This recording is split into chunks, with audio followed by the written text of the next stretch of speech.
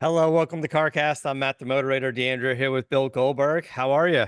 Oh, I feel like I'm still in Detroit, smelling rubber, but I'm good, man. Had a great weekend, and it's onward to the next. It's that hectic time of year where there's so many different car events popping up, and then you go to an event and there's 50 more there. Of course, we've been talking about Monterey Car Week and the dozens of events that are there. You just came back from Roadkill Nights. I want to talk a little bit about that. Let's hit Bet Online real quick. Bet Online is the world's most trusted betting platform and your number one source for everything football. From the preseason NFL to college kicking off, and BetOnline has every stat, every matchup, even live odds and spreads while the games are being played. Think you know your stuff? Get in on our winner take all $300,000 NFL Survivor pool for the upcoming season. Of course, when the game's over, head on over to our online casino to get in on a game of blackjack or poker or unwind with over 150 different slot games. Head to the website today, use promo code BELIEVE, that's BLEAV, and get in on the action. Bet online, the game starts here.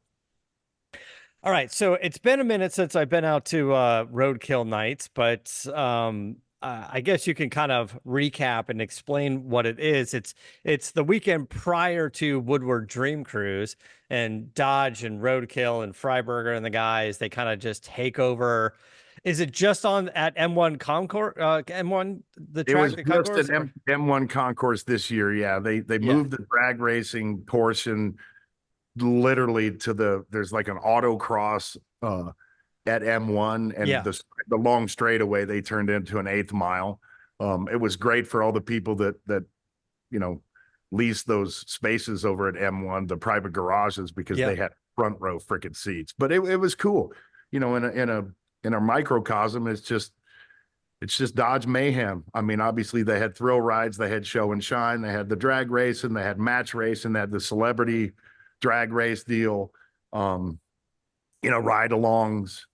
It was cool. It was different. I mean, years past, obviously everybody's got their V8s cranking as loud as humanly possible.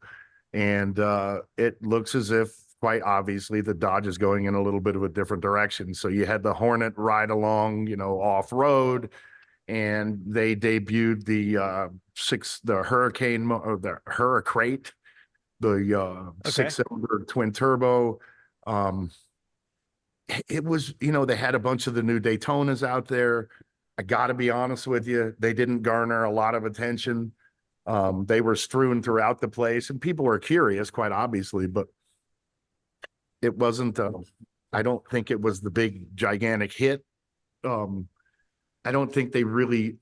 I mean, they had to have concentrated on it at some point. I was there for a short period of time, so I didn't really take part in that. But it's just a different vibe, you know, a different vibe going on.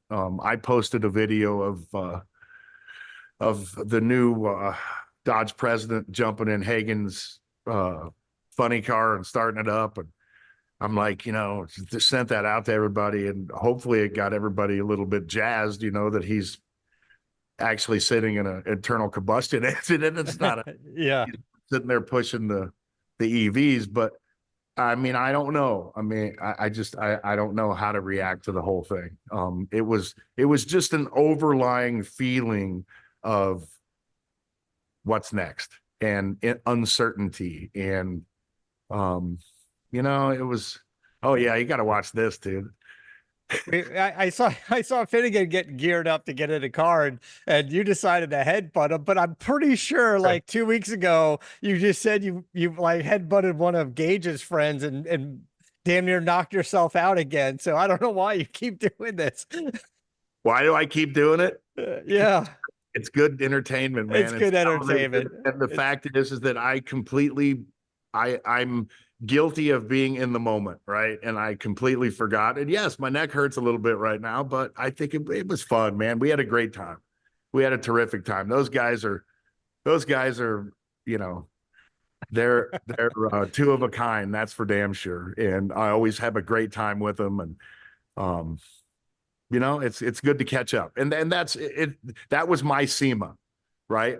yeah. Uh, Dave Musto, or Mike Musto, Dave Hall, Rob Hart. I got to hang out with Giles, for a Yeah. long period of time Friday night. I don't know.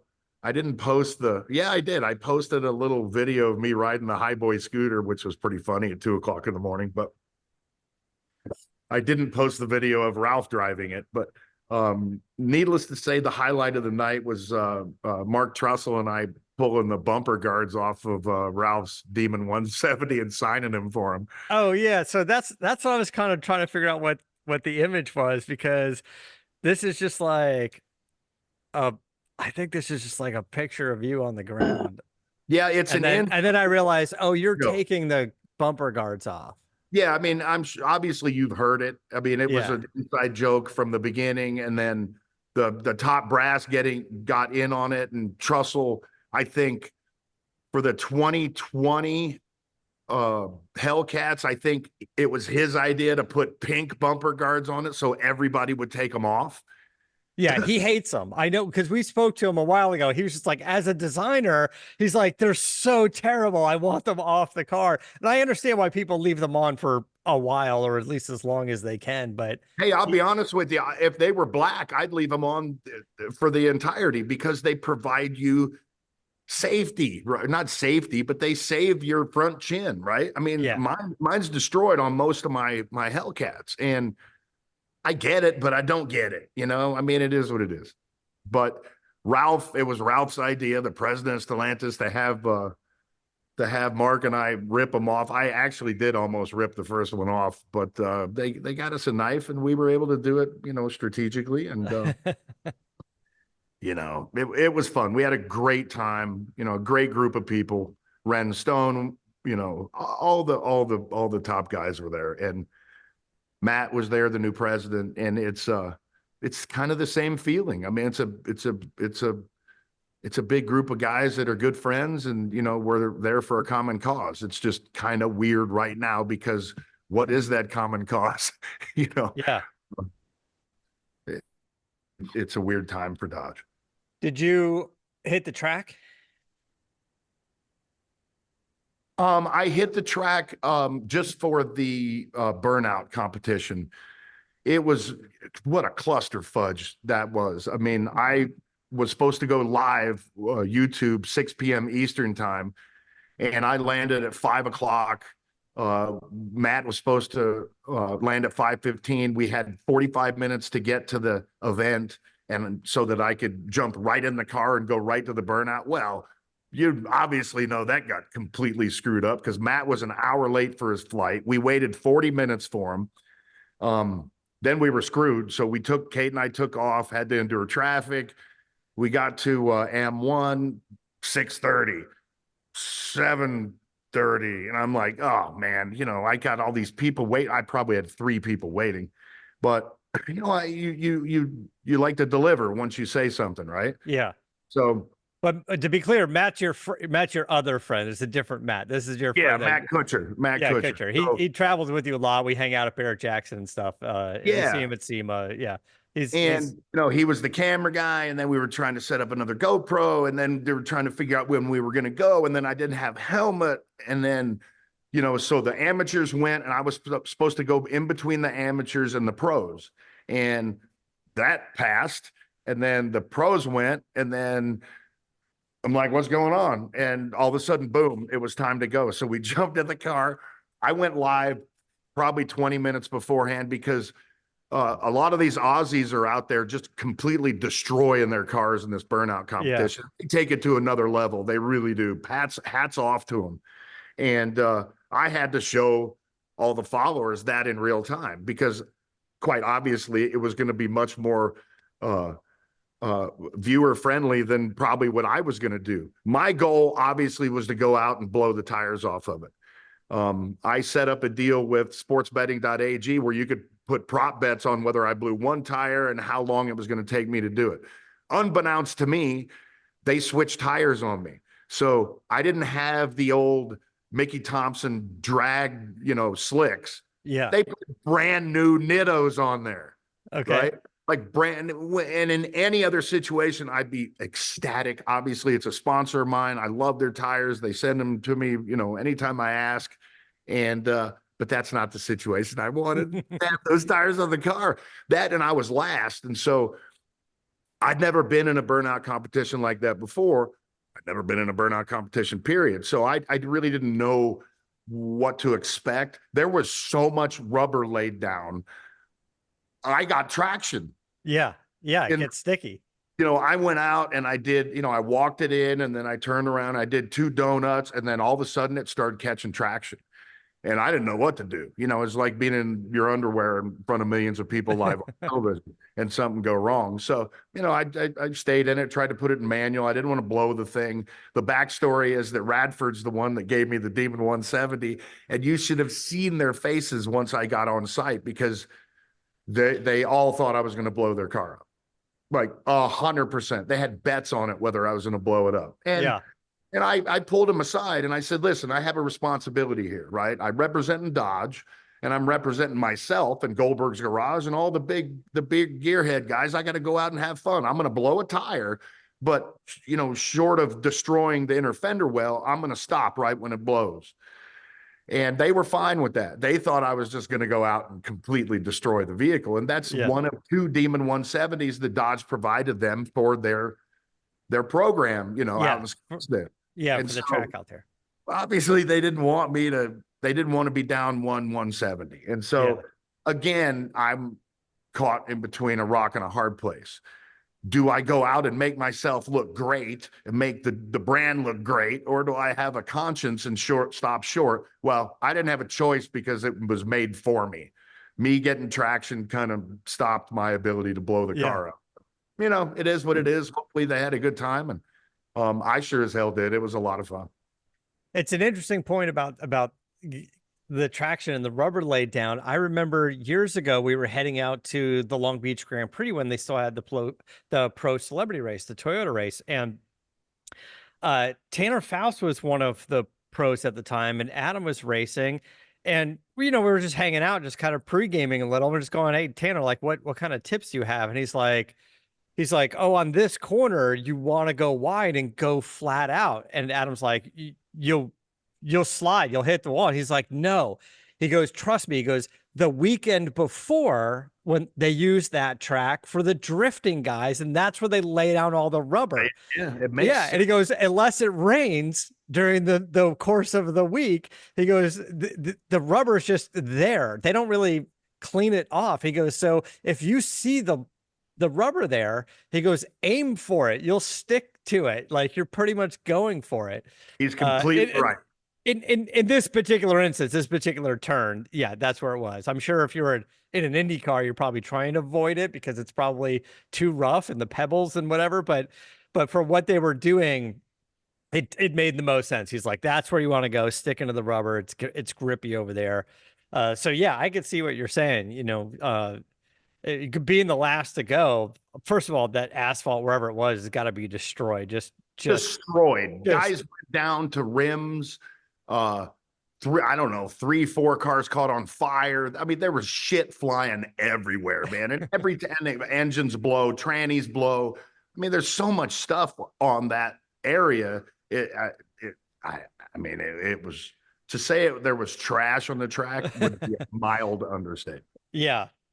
Maybe that's why they moved it off of Woodward and onto the track so it could be. I thought it was going to be on the skid pad, but they only used part of the skid pad, right? So it was, I wanted to go nuts, but I didn't, there were a couple cars that hit the concrete barriers and destroyed the vehicles. And the reality is those guys build these cars just to blow them up. Yeah. I'm $150,000, yeah, you're a guest there. It's somebody else's car. 70, right? And it's not my case. So, I mean, it was tough. It was tough. But I think we had fun, man. It was a good little showing. It was good to see Christy Lee, good to see Leah, good to see Matt, good to see Demonology, good to see everybody. Dave Hall. It was a great time. And again, I can just say that it's just like seeing family. It's like going to see them. Oh, I meant to ask, was Kenny Wayne Shepherd out there, or is he? No. He might be touring. I think no, Kenny Wayne wasn't there. think he's touring right now. Um, yeah, I'm sure he would have had fun out there as well. Obviously, he's a big fan. Um, one of the things you brought up was the Hurricane engine, which I uh, I think is interesting. We got to take a look at it. So, this is the Hurricane engine, the six-cylinder engines, the twin turbo inline sixes that Stellantis is moving to across a bunch of their products, Dodge, Ram, and whatnot. They got to have a crate engine for it. Now, I don't know how popular it's going to be because, we still love our V8 engine so much. I'm sure they're going to do some cool things with it, but and sort of work with builders on doing something that's kind of fun.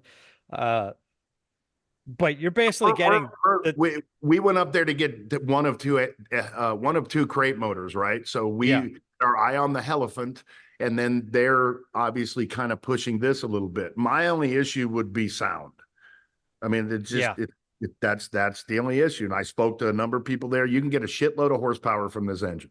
You can. yeah, You can't make it sound like a V8. So I think right. that's really the only thing that's going to be an issue right here. I mean, I'm curious to see what the weight difference is, right? Yeah. Because I bet it's going to be substantial, but I mean, who knows? I mean, they gave us the specs on the engine, but not the full details. Like you're right, like the weight and everything for it. It's a 3-liter inline six. It's twin turbo. It's 420 horsepower, 468 pound-feet of torque, and then the high output version is 550 horsepower, 531 pound-feet of turbo. I'm not exactly sure what the Hurricane is, which output it comes, but I guess they're doing two. So for basically $10,500, you get the lower horsepower, and for 13,745, you get the higher horsepower version. And from there, I mean, the other issue I have with it is any builder is going to look at it and go, man, I don't know what to do. It's so yeah, ugly. yeah. That's a big issue also. I mean, you look at it, it's just a lump, and it's just plastic tubing, and you're gonna have to you got to hide it. You got to do engine covers, stuff like that to it. It's just yeah, it's just not quite. It's not quite there when it comes to the looks department. There's no symmetry to it.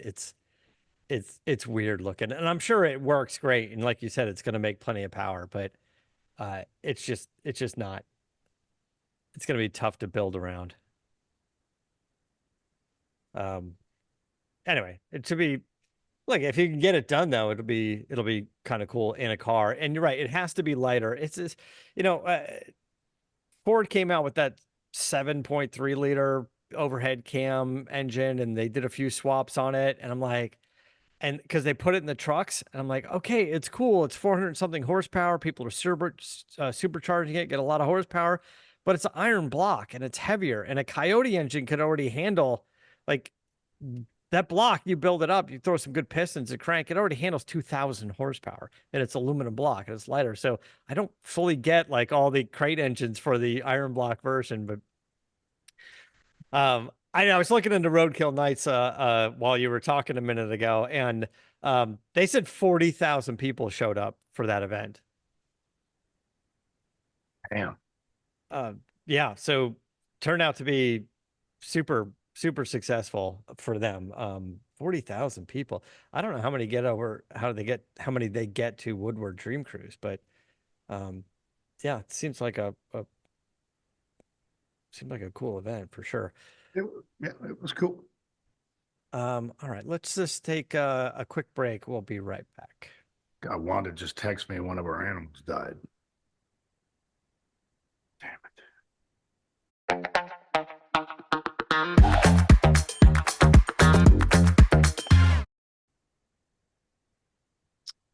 All right. Yeah. You were just saying you were just getting texts from Wanda. Yeah, one of our animals passed away. That's That sucks. yeah. Yeah. One of the ones she was taking care for, or one of the ones you guys actually No, owned? it's one. It was she originally took care of it, and then he became ours, and Yeah. you know, Yeah, that's tough. I'm sorry to hear that. yeah, you know. Yeah. I've had my, I don't know why. I'm just fascinated with this car. I've had my eye on this Jaguar XJ220 that's been on Bring a Trailer. I mentioned it the other day, and I know I've been talking for years about these, how they're undervalued and they're future collector cars, or I mean already are, but I don't know why they haven't popped. And the truth is although I've been saying, hey, you should look at these cars for years, they haven't really moved in price. So maybe I was wrong, but I think it's such a cool looking car, and it's just this what if you hear the whole story about the car, it's I just think it's fascinating, and it kind of lost its pizzazz in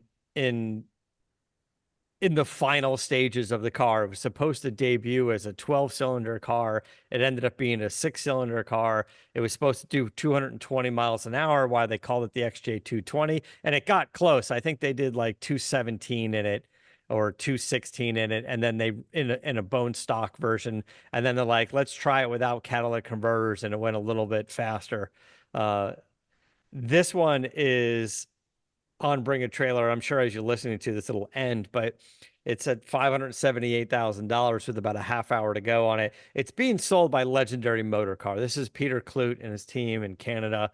This is a really cool car. It is registered in the US. I think it has a Florida title on it.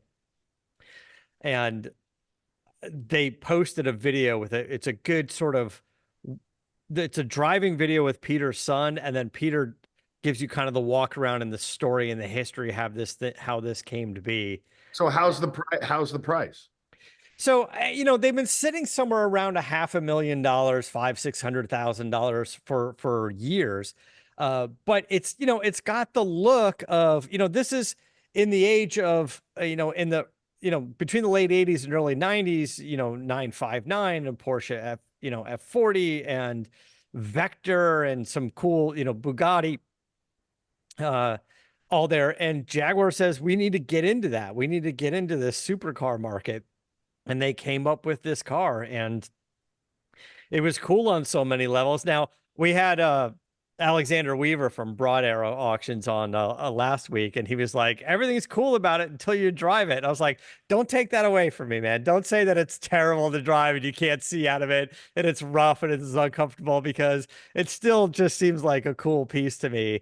And I don't know. It's just I saw one even on the road. I think RM, they have an office around here, and they had one going to auction. So a few years ago, I don't know why they were driving it around. And so it was, it's crazy to see on the road. But look, the Countach is a cool car too, but I don't think that's a particularly great car to drive. The Countach has a very heavy clutch. You need a big boot on, They're and the two gas. totally different cars. Yeah, and the You know gas that. and the brake are very close together, so you can't even like wear a shoe because you'll hit both. Drivability makes no difference in the Countach. It's the Countach and what it means to everybody from their childhood. They don't give a shit. They could care less. I mean, it's just the Countach blows this away for what it stands for back in the era. Now, Yeah, I'm a Jaguar guy, right? My dad had a lot of them. My brothers had a lot of them.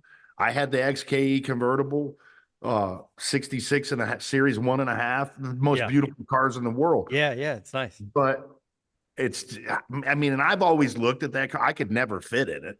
It'd be uncomfortable. I mean, it'd be archaic, it'd be dated, but it's badass. It's cool. Yeah, But it just doesn't mean what the Countach means to everybody back in that era. It's just, yeah. I I I that's the remember I remember someone coming over, breaking their Countach, and they're like, "Go ahead, drive it." So I drove it. I was like, I can't see out of it. I feel like it's dangerous. And he's like, no, you're in a red Countach. Everybody sees you. You're fine. yeah. Yeah. So no one's I'm That's not the too response you worried about get. it. But yes, Yeah. that's not good enough for me. I'd like to be able to see out of a vehicle when I'm driving. I agree. I would like to as well. Um, the other thing that came up is, of course, Porsche, I'm sorry, Porsche, but Singer has been doing their turbo study, as they call it. They were done with the naturally aspirated cars, that genre of cars, for now, and then they moved on to the turbo cars. And now over the years, they've done the lightweight version. Now they've got the Targa version and what they call the flat nose, which we know as the slant nose. Uh, $1 million. $1 million. That's what all these turbo cars are now. All these Singer turbo cars are $1 million, It's right? And absolutely crazy. But I say it's crazy, but if they can get it, but more power to them. they're making 25 of them when they announced it, and they're already sold. They already had a line. There's already a line of customers for Singer cars where I'm sure there's people in line going, put me in line, and then we'll just whatever you're on to next, that's what I want. Like maybe they're done with the turbo cars and they're done with the slant nose cars, and there's like a 3-year waiting list, and someone goes, great, I want one. And in 3 years from now, we'll figure out what it is that you guys are building. Because somebody just wants a Singer at this point. Now, the NA cars that they were doing before, the smaller, lighter weight cars, which people really, really love, those are all trading for $1 million now. Those are at auctions for $1 million and going up. They're going up. And the roof Porsches, we talked about those as well. Those are $1.5 million to $2 million, depending on the version. Some $2.5 to $3.5 million. But I don't know. Just looking at the lineup, there's the Cabriolet, the Targa, the Slant Nose, and the Coupe. I could see having all 4 of those for $1 million. Yeah, well, they're going to be $1 million each, and they're all spoken for. But I don't know. I think for me personally, as funky as the Slant Nose is, and how it just sort of became like the bad guy's car in every Miami Vice video or Miami Vice TV show, but coming from the racing background and looking at like the 935, I like the Slant Nose. I know people are like, oh, the little cheese grater grill back there on the Slant Nose is like, we don't want that. That's too Testarossa. And I was like, I'm fine with it. It's cool. I'd take the Slant Nose. I don't have $1 million, Man, but it's a cool car. 935. Yeah. Yeah. They just keep upping their game. Yeah, don't get me wrong. I'm not putting these cars down by any stretch of the imagination. I just can't believe we're in a day and age that somebody would pay $1 million a piece for them. Yeah. And, when you really get a chance to get up on the cars and when you see them, like we'll see them, they'll probably have their display in Monterey at the Quail. I'd like to see the Slant Nose there on display. Maybe they're going to have all 4 of these cars because they've got the group made and they're using them as their promotional piece. But when you go and you see these cars in person, you see the quality, the craftsmanship, the fit and finish. You just see everything that they've done on it, everything from the textures and the colors and everything. It's like, it's so over the top. Like they do such an amazing job. And I have never owned one. Or driven one. Sorry. I've never been even in one. I'm not sure why. I kind of feel like there's somebody out there with it. There's a guy we know at the track that used to have one there. He used to bring it to the track, and then it was parked for the week because it's kind of trapped there at the track. It was his driver, but anyway, it's a cool piece. I'd like to see it in person. I think it'd be great. I got to bring up this photo. Maybe you can explain. The one I sent you? Yeah, I gotta say, man, I didn't think that car could look any better. Yeah, so for those just listening and not watching on YouTube, explain what we're looking at. So I obviously work with Hero covers, and they provide an unbelievable option for a car cover. But for a car like the Lawman, when there's only one of them in the world and you have 16 garage doors and you have a plethora of bugs crawling in every single day and night, trying to make home underneath your vehicle, I got to have it completely contained, self-contained in a bubble. Obviously, I've worked with Phil and Car Capsule for a number of years, And up until now, they really haven't had an aesthetically beautiful option. And I reached out to Phil, and yesterday this arrived. And I thought the lights were quite trivial and a little goofy, but I got to tell you, man, that car is presented in its unbelievable form. I mean, this is pretty cool. I got a bunch of other photos, and I'm going to be putting them up on Goldberg's Garage, but that's just next level cool, if you ask So me. it's basically a big clear plastic bubble with a little bit of structure to it, basically, uh, and now it's lit It's up. got, So it's got a lot of structure to it in that the columns are self-contained, right? So you can fill the columns up, and it gives it a rigid structure. And so then you can kind of close those off and have it stay fully contained, but then unzip all four of the areas and have it not lose air except for, yeah, pressurization. But it's a yeah. fantastic deal. I should have done a video of one of Gage's old teammates and myself pushing Wanda all the way around the garage, because that's the only way we could get in it, was to come in from behind there. But I mean, it's just beautiful. So Just I see what you're saying. So it looks like a big clear plastic bubble that the car is in, and you're like, oh, you have to fill it with air and get a fan going to keep the bubbles standing. But no, you'll see structure. You'll see sort of like a wired frame. There's like posts, if you will, and well, yeah, they're they're filled in with air exactly. independently of the car. So, Well, and the bubble staying. So, like you said, you can take the sides off, you can unzip it and take the car out and drive it in and out of the bubble because the posts are filled with air and you can see what's going on. So here, I'll go back to yeah. So now we're looking at it. Yeah. So yeah, you're so these yeah, are you could very grab it, rigid. you can bang on it.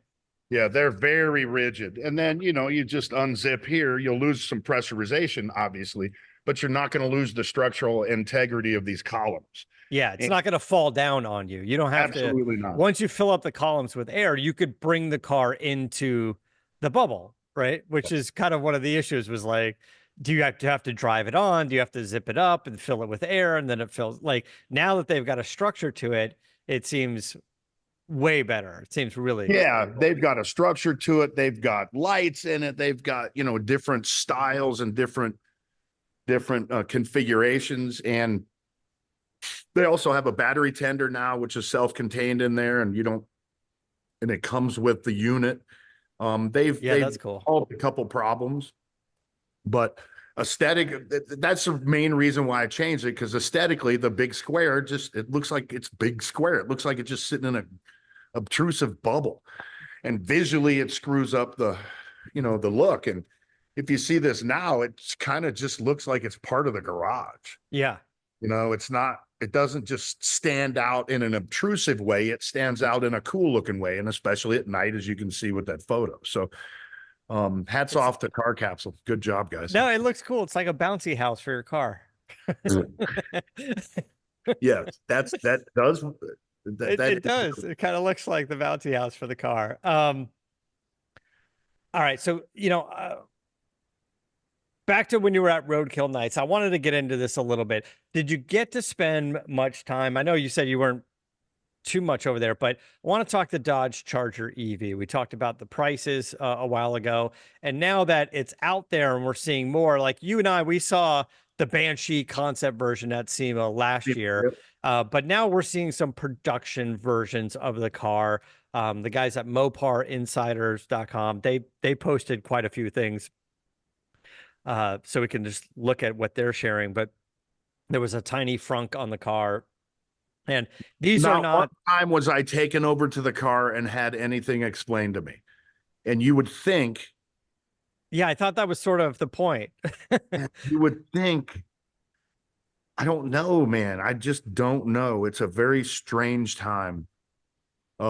It's their new baby. You would think that it'd be front and center and everybody'd be rallying around it and they'd be doing this and the him and hot. It just wasn't. It was different. So I mean, you can see a lot of the things that made it from the concept to the production car. Certainly the open grill with the air that flows through over the hood. The door handles are a little different, and I think the one we're looking at right now is not particularly like the SRT version. I think that's going to be some of the things where they had to save some money on the regular version. They'll probably be able to add back for the more expensive SRT version of it.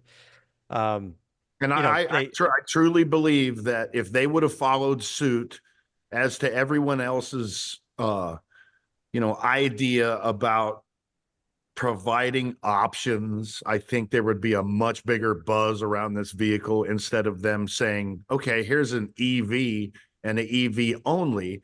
This is what you got from the beginning. I think if they would have given you options like Corvette's doing with their car, or like, GM's doing with the Corvette, like, it's all about options.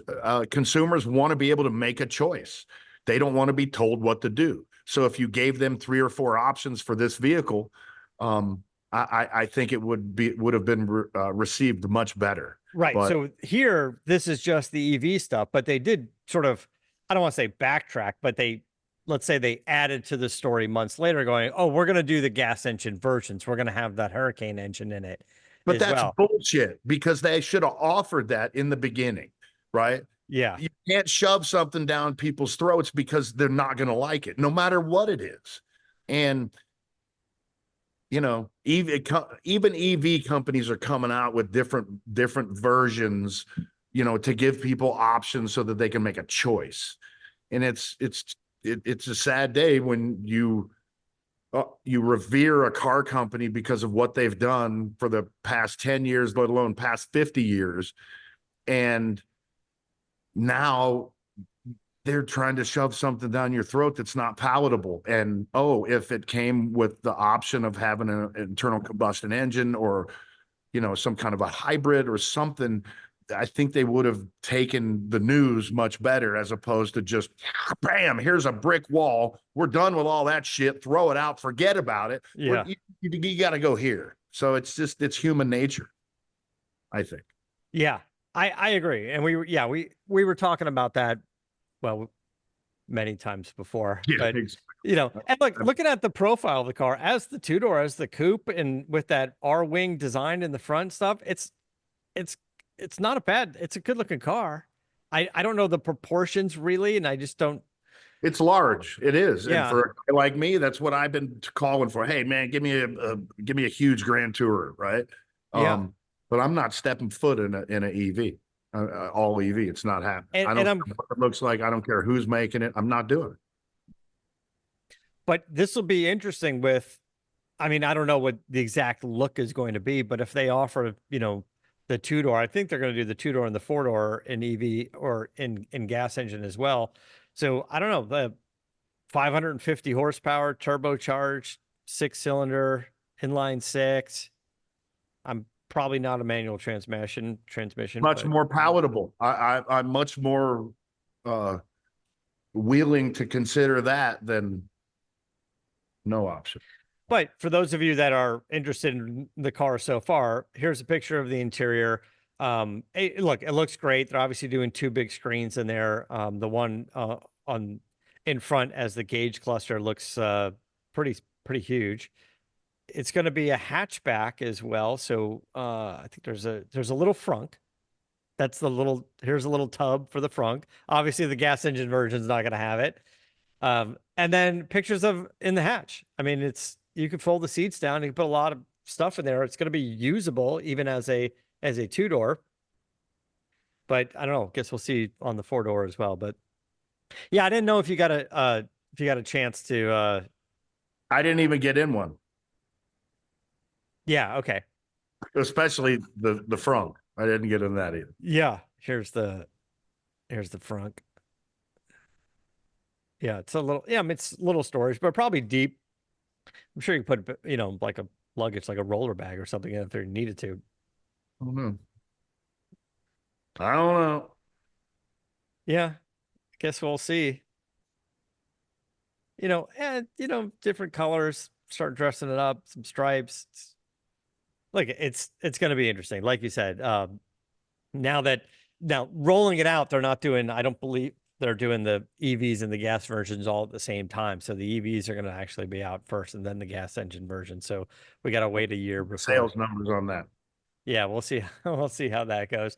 But I'm also curious to see about the Hurricane, that engine, to see I maybe think we'll that's get. going to do well. Look at the price point.